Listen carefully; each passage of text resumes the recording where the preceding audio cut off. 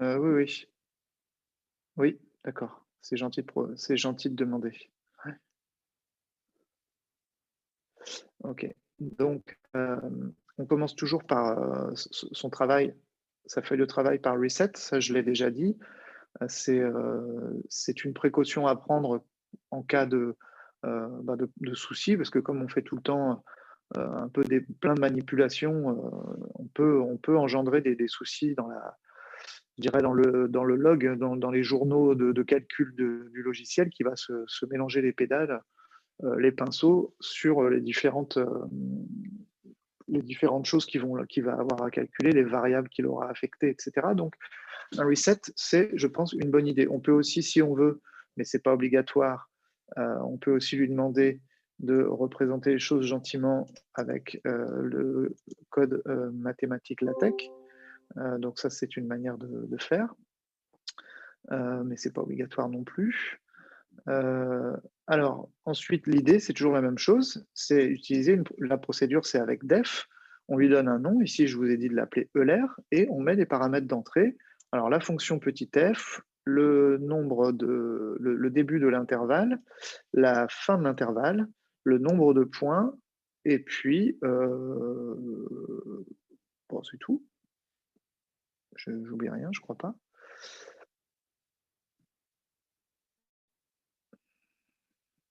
Alors comment le savoir dans mon texte, hein? C'est indiqué ici. Ça, c'est pour leur répondre à la question de Corentin de tout à l'heure. Hein, est-ce qu'il y aura un examen là-dessus? Bah oui, et comment on fait pour savoir à l'examen qu'est-ce qu'on met? Eh bien, une procédure qui retourne la liste des points. Donc, on vous dit qu'est-ce qu'il faut que ça retourne. Et on vous dit que les paramètres de la procédure seront la fonction grand F, A, Y0, B et N. Bah oui, évidemment, il faut Y0, puisque c'est le point, alors, je sais pas moi, A, Y0, par exemple, peu importe hein, où vous le mettez. Alors, vous savez que ces variables que vous mettez en entrée n'ont pas à être définies en tant que telles. Ça, c'est le point positif. C'est que les variables en Python, elles sont locales. Donc, on n'oublie pas le deux points. On appuie sur Entrée, pas sur Shift Entrée, évidemment. Et qu'est-ce qu'on calcule? Qu'est-ce qu'il faut commencer par dire? On peut déjà commencer par calculer H. H, c'est un calcul qui se fait facilement. C'est B-A sur N, c'est le pas de la résolution. Ensuite, on sait qu'on veut retourner une liste. Donc, on initialise la liste. Tout doit être initialisé. Alors la liste, on va l'initialiser avec le point A, Y0. Il va reconnaître que A et Y0 sont ce que vous avez mis en variable d'entrée. Hein, lui, il fait les correspondances entre vos variables d'entrée que vous mettez par définition au début et ce que vous utilisez dans votre procédure. Ensuite, là, il y a le choix. Soit vous utilisez directement la liste L telle qu'elle est fabriquée ici, soit vous mettez, soit vous pouvez éventuellement donc je sais pas quoi faire. Je sais pas si je le fais, je vais le faire tel que écrit sur le document et comme ça vous verrez, ça pourra faire partie des «exos» entre guillemets, enfin de la suite de l'exercice, de la séance. C'est de l'écrire sans utiliser, heu, X et Y, mais en utilisant seulement grand L. Donc si on initialise X à A et Y à Y0, donc ça veut dire que c'est les premiers points que l'on calcule, eh bien, pour P in, je sais pas moi, range n, en gros, qu'est-ce qu'on fait?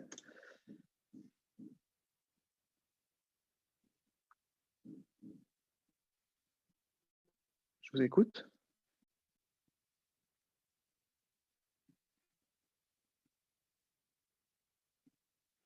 D'après ce que j'ai expliqué, qu'est-ce qu'on calcule?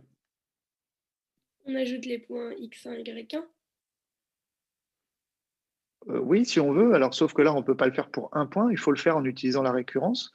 Donc là, ici, quand on a initialisé x à a, ça veut dire que c'est ce qui correspond à notre x0. Quand on initialise y à y0, c'est ce qui correspond à notre y0. Mais attention, en termes informatiques, on ne numérote pas, on n'indexe pas les variables. Les variables, elles changent à chaque étape, elles sont indexées automatiquement par la boucle for. Donc ici, il suffit de mettre, alors je vous ai mis en garde sur le fait qu'il fallait changer y d'abord. Donc il faut mettre y égale h fois f de x virgule y plus y. Voilà. Qu'est-ce que ça veut dire? Ça veut dire que y va être transformé en une nouvelle valeur qui se calcule en faisant h fois f de xy plus y, avec les x et les y qui sont ceux qui sont dans la mémoire du logiciel au moment de l'application de ce for. Donc à chaque étape, le x et le y vont changer. Et le x, on le change après, comme j'ai expliqué tout à l'heure, pour ne pas poser de problème. Et ensuite, qu'est-ce qu'on fait? Eh bien, on met dans L, alors là, il y a plusieurs manières de faire. On peut faire L.append, par exemple, hein, xy.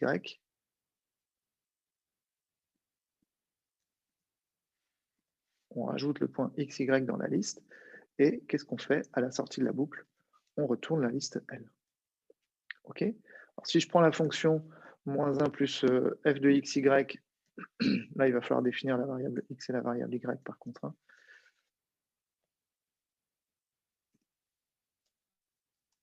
Pour pouvoir, là, une fois sorti de la boucle, et on peut plus faire n'importe quoi, il faut qu'on définisse x et y. Ça n'a rien à voir avec le x et le y qui sont choisis là, attention. Hein. Encore une fois, tout ce qui est là-dedans est oublié. Par le logiciel. Lui, il n'a pas vu H, il n'a pas vu L, il n'a pas vu X, il n'a pas vu Y, il n'a rien vu. Il n'a même pas vu petit a, il n'a pas vu Y0, il n'a rien vu. Lui, il n'a rien vu, il ne sait rien. D'accord? Il faut bien comprendre ça, c'est très important. Et parce que là, si vous lui demandez L, par exemple, lui, il ne sait pas ce que c'est. Il va vous dire que L is not defined. Si vous lui demandez qu'est-ce que c'est X, maintenant il le sait, parce que vous lui avez défini. Mais si vous lui demandez ce que c'est A, il vous dit que ce n'est pas défini. Okay. Donc vous allez définir grand F de X et de Y comme c'est une fonction de deux variables, donc -1 plus 3 fois Y, ça c'est le premier exemple. Okay. Et vous allez lui demander de résoudre l'équation différentielle y' égale f de xy, avec donc la fonction f que vous avez définie ici. On va faire ça sur l'intervalle, mettons, je sais pas moi, on sait que c'est une exponentielle, hein, la réponse, bon, on va mettre entre -5 et 5, justement, hein. C'est classique ça. Alors on va pas mettre -5 et 5, donc on va mettre -5 en valeur en f de -5, on va demander allez, -1. Je dis n'importe quoi, hein, faites ce que vous voulez. On va jusqu'à 5 et on va mettre 10 points. Hop, il retourne cette liste. Oh là, vous voyez, les moins 1 398 101. Ça fait déjà. Alors, déjà, est-ce qu'on peut rappeler les solutions de l'équation, hein? DE-solve. Vous vous souvenez comment on fait DE-solve? Il faut Ah oui. Alors, le problème, c'est que si on fait DE-solve, il va falloir définir y en fonction de x. Est-ce que ça pose problème? Peut-être qu'il va falloir le faire avec d'autres variables. On va écrire function y. Alors, je ne sais plus comment ça fonctionne d'ailleurs. Ça fait longtemps que je n'ai pas résolu. On peut mettre t par exemple. On en a besoin. Vous faites comme moi, hein, vous faites on n'est pas obligé de tout retenir. Hein. Donc, vous mettez tout simplement ça dans Sage, dans Google par exemple. Hein. En général, ça suffit largement. Ça vous amène sur le bon document, de l'aide. Bon, sinon, vous pouvez aussi faire. Voilà, c'est bien ça. Donc var x et function y de x. Donc c'est bien ce que j'avais écrit. Et ensuite DE-solve, virgule y. Donc ici, moi, je vais utiliser des z et t plutôt. Et je vais faire DE-solve de. Qu'est-ce qu'il me fait lui? Ah oui, il est passé comme ça.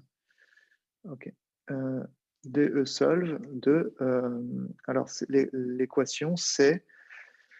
Alors là, il y a une petite gymnastique à faire, hein, parce que c'est donc z', enfin diff de z virgule t, égale, par exemple, hein, moins 1 plus 3 fois z de t, virgule z. Et puis on met les conditions initiales qui sont moins 5, moins 1. Moins 1, attendez, moins 5, moins 1, oui, c'est ça. Donc voilà, c'est ICS qu'il faut écrire. ICS. Qu'est-ce que j'ai fait? Function Z. Ah, c'est peut-être parce qu'il ne faut pas définir. Oui, là, il ne faut pas définir, je pense.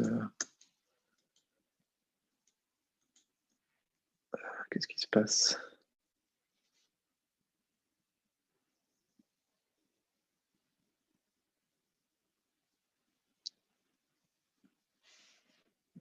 Est-ce que vous voyez mon erreur là?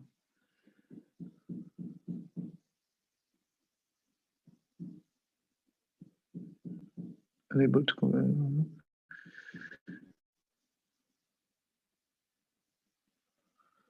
Pourtant, j'avais bien.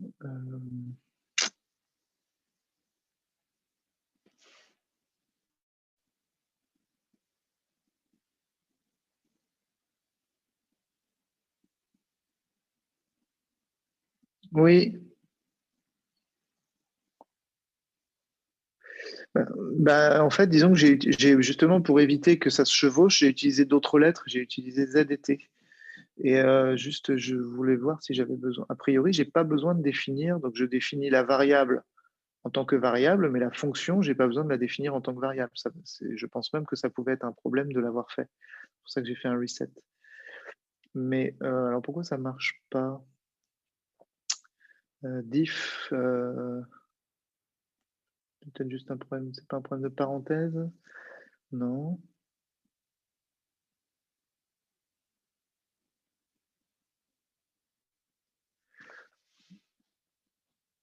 Je comprends pas trop. Normalement, il est censé résoudre ça.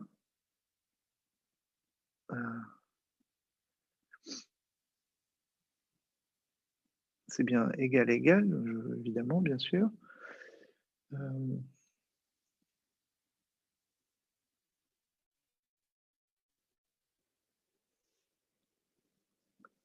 J'ai bien mis DE solve, oui. DE solve.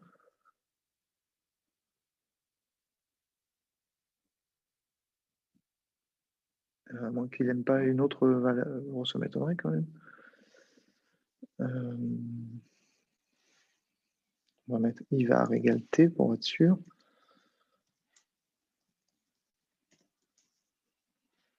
Non, c'est Z qu'il a du mal à, qu'il n'avale pas, là, je ne comprends pas. Pourtant, je l'ai bien défini. Oh mince alors. Et si je mets... désolé, hein, du coup, l'exemple là, ça devrait fonctionner, mais...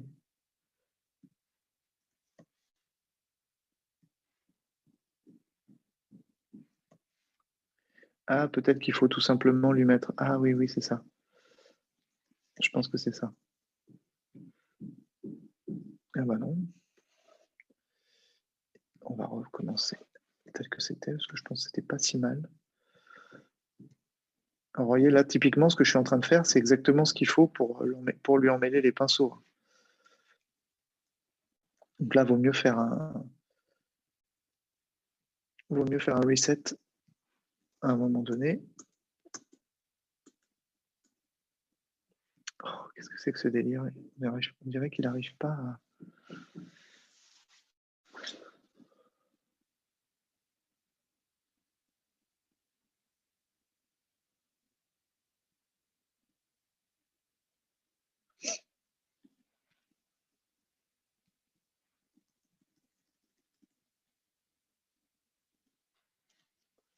C'est pas mon égal égal.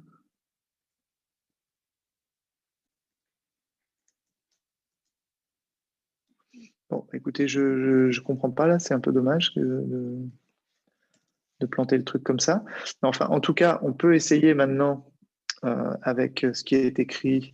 Alors, je ne sais pas, j'ai dû vous le mettre quelque part, je pense, ou alors j'estime que vous devez le savoir. Les paramètres de tester cette procédure sur les quelques équations, on tracera la solution exacte et la solution approchée sur un même graphique. Ah oui, ben voilà, c'est là que le bas blesse. Donc déjà, est-ce qu'on peut list point de... alors, je vais appeler cette solution 1, par exemple. Donc ça, c'est une liste de points. Oh là, il fatigue.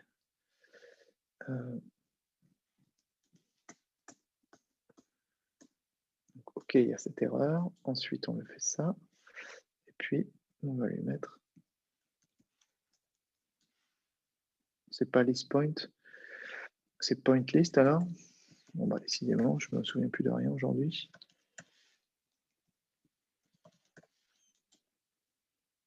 Oula. Qu'est-ce qui se passe ce matin? Je ne peux plus.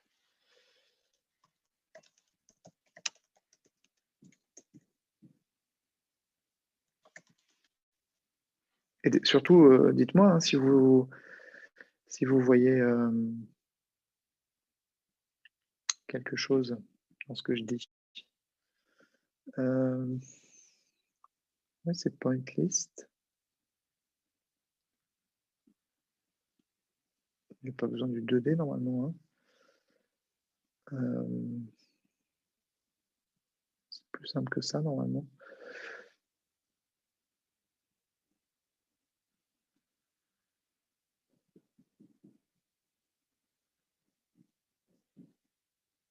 Ah, c'est line en fait.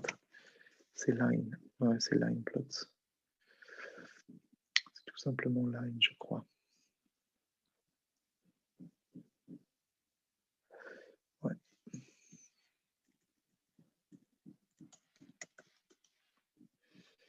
Voilà, tout simplement. Je ne sais pas pourquoi j'étais sur je devais être sur vieille commande. Voilà. Bon, alors ça ressemble pas mal à une exponentielle. Vous voyez, on a pris 10 points seulement, c'est déjà pas mal. On dirait presque une courbe. On peut essayer avec 100 points du coup hein, pour voir ce que ça donne. Alors, hop, on l'a pas. Et là, c'est carrément joli. On voit carrément que c'est une courbe. On va bien entre moins 5 et 5. Et bah, ça va, c'est pas mal hein, comme courbe. Maintenant, il faudrait comparer en mettant un plus là, et c'est cette résolution là d'équation différentielle. Je ne sais pas pourquoi il ne veut pas le faire. Je crois qu'il manque Ivar. Égalité. Bah, Ivar, c'est pas. Ouais, je l'ai mis tout à l'heure, mais ça n'a pas changé. Ouais, okay. Parce que moi, et tu as rajouté ça et ça a fonctionné? Non?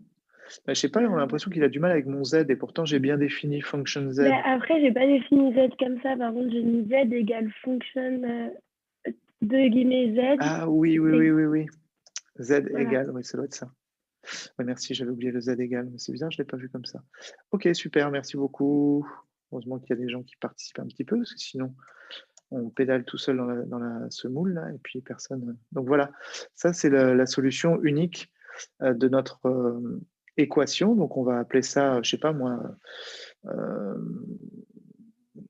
sol x1 comme solution exacte du problème 1.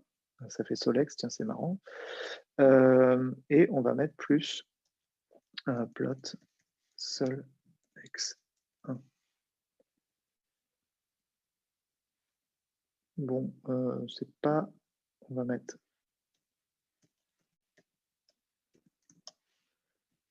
Je ne le vois pas sur la courbe. Ah si, sauf que bon, du coup, il va falloir mettre sur l'intervalle moins 5, 5. Il y a plein de manières de faire. Je pense que ça doit fonctionner. Ouais, sauf que là, c'est quand même bien moins bien. Ça a l'air de s'écarter. Alors, c'est pas tout à fait anormal que ça s'écarte.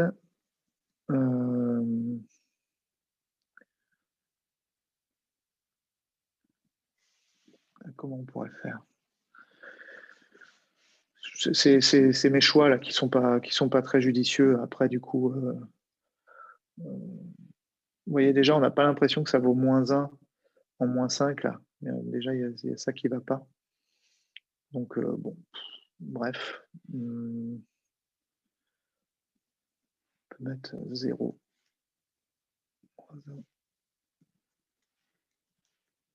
Là, il y a un problème avec l'exponentielle, si vous voulez, dans le sens où ça explose très vite, quoi.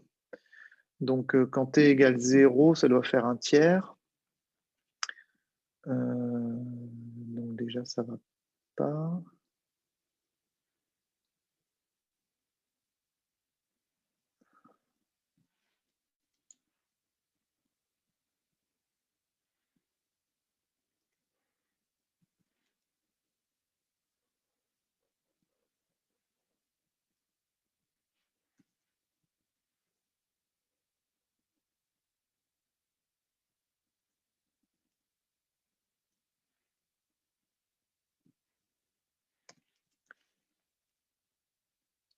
Oula, ça part carrément dans l'autre sens.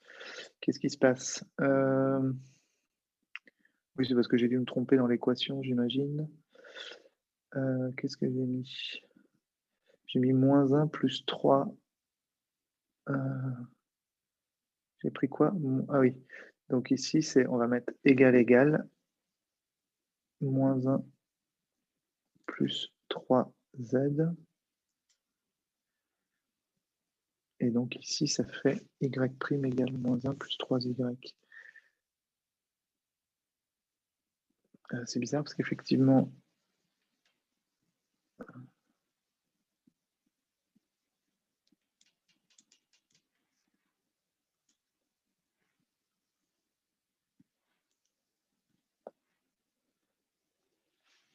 voilà. Qu'est-ce qui se passe? C'est la solution en rouge, elle est pas bonne parce que c'est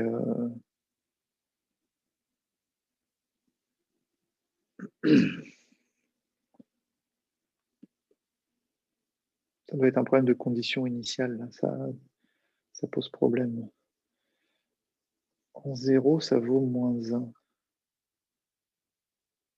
Ouais, c'est bien ça, mais vous voyez que sur le graphique, ça fait pas -1, c'est ça qui ne va pas. Donc, je sais pas, on va mettre par exemple y max, y min égale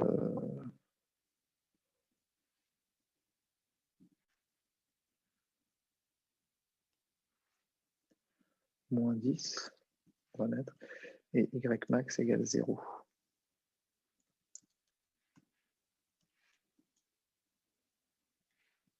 Voilà, là c'est un petit peu mieux. Bon, bref, là je suis en train de. Ce que je fais là, ça ne sert pas à grand chose. Je pense que vous avez vu quand même ce qu'il fallait faire. Ensuite, vous voyez, il faut bidouiller entre guillemets pour pouvoir arriver à une belle représentation sur le même intervalle de la solution exacte et de la solution approchée. Donc là, cette fois, on voit bien que on voit bien que c'est le bon. Ça va être facile, ça va être plus facile pour. Et ce qui est bizarre, c'est que quand on regarde la solution 1 là,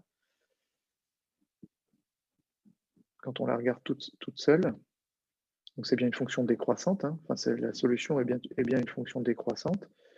Et quand on fait line de sol 1, ça fait quelque chose de croissant. Donc, c'est pas bon, ça.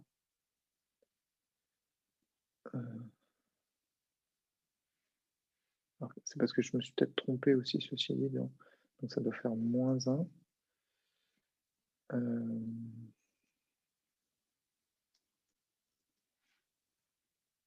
Voilà, cette fois, c'est bon. C'est pas les mêmes...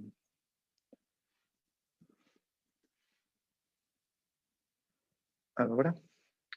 Je m'étais juste trompé dans les paramètres. Alors, par contre, après, c'est juste pas joli parce que on va jusqu'à 5 ici, et donc on va mettre... il y a un problème de... On va mettre aspect ratio égale 1. Ça va nous mettre en repère orthonormé. Bref, c'est pas plus joli, hein, ceci dit. On va mettre y min égale...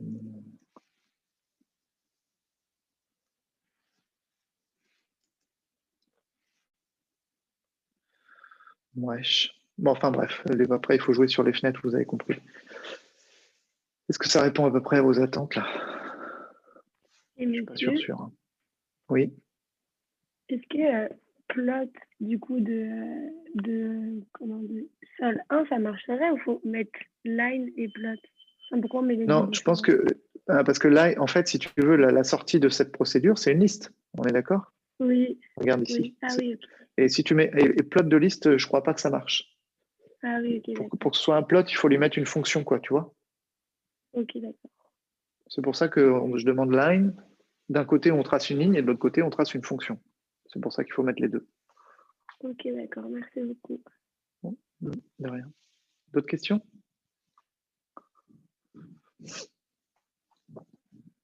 Non? Bon, il reste quelques minutes. Bon, même en théorie, on devrait s'arrêter dans 3 minutes. Moi, j'ai cours à 11h. Vous, je ne sais pas si vous avez cours à 11h. Je peux rester encore un peu et répondre à vos questions si vous voulez, sur vos propres programmes, vu qu'on a démarré en retard, voire très en retard. Donc, si jamais, je ne sais pas comment on va fonctionner pour le reste de l'année pour les TP, mais si jamais ça se reproduit à distance, on fonctionnera encore pareil. C'est-à-dire que je mets en avance le sujet, je me connecte pour répondre à vos questions un petit peu avant, et ensuite je fais un point à partir de 9h30. Et tout le monde, enfin à partir de la mi-séance, peu importe que ce soit 9h30 ou 15h. Et donc là, vous essayez d'être présent. La présence, elle est quand même obligatoire. L'idée, c'est quand même que tout le monde bénéficie de, si besoin. Après, si vous n'avez pas besoin, bah, tant pis, vous êtes quand même présent. Mais ça, c'est toujours vrai, même en présence. Alors, des questions là-dessus ou pas?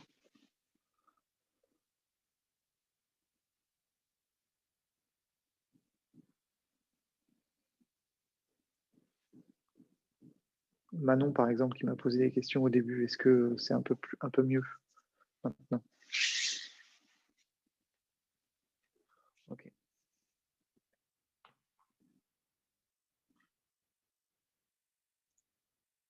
Comment démarrer? Bon, ouais. Alors, est-ce que tu as, avec les indications que j'ai données, est-ce que tu vois un peu plus le côté systématique de ce qu'il faut faire? Hein?